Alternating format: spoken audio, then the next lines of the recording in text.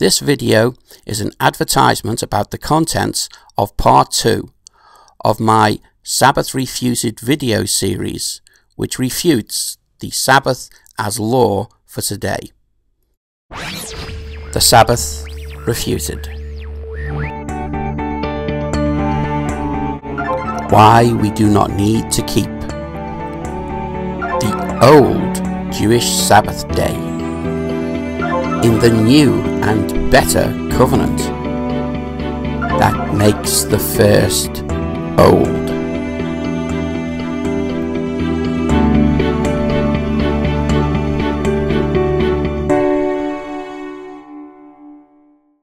When I make part 2 of this video series, I will be discussing the 4 books of the law and this chart.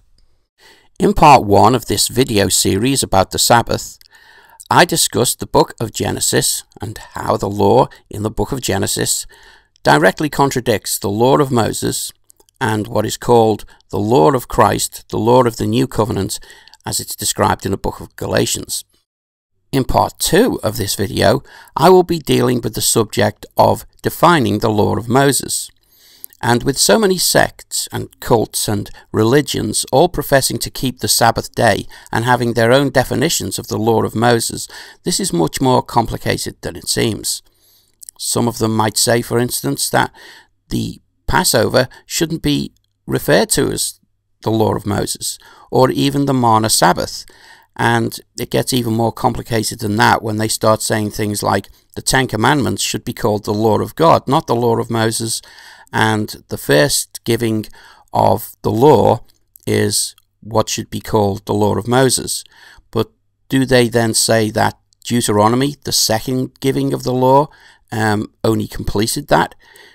You can see how involved all of this is, and have a study of this chart and maybe guess what I'm going to say in the next video, and comment if you want to about the Sabbath day.